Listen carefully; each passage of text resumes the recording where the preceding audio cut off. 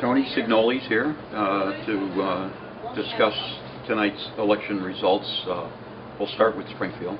Doesn't seem to be a lot of new faces in Springfield in this election, and a pretty convincing victory on the part of the mayor.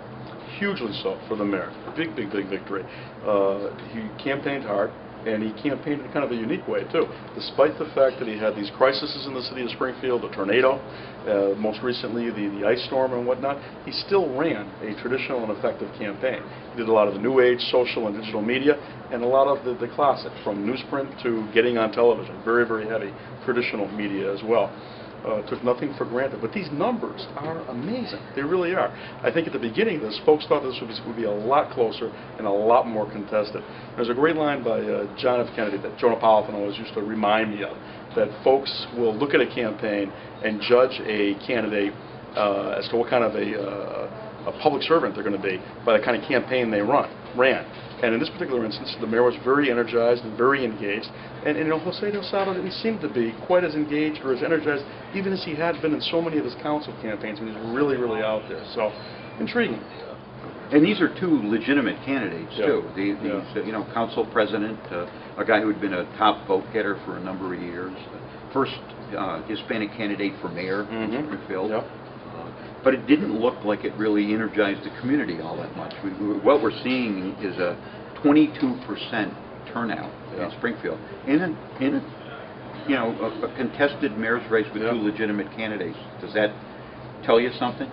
Actually, it's intriguing. Quite often we take a look at the electorates around Western Massachusetts, and there's kind of a buzz among some of the consultants and the political operatives that Springfield is a very complacent electorate. Something really egregious or huge has got to happen to get the electorates to come out. I think a lot of people would have thought this would have been that race, and at least in the primary, it seemed to be more engaged. Well, Antoinette Pepe was still in the race and duking it out with the mayor. But amazing, it just kind of fizz-fazzed away, and it's intriguing because the mayor's not just won re-election in a huge, overwhelming victory. He now will become the first four-term mayor of the city of Springfield, at least under this form of government. Right, the first time a mayor will serve for 4 years in the history of the city. So he's won a big prize here, very much so.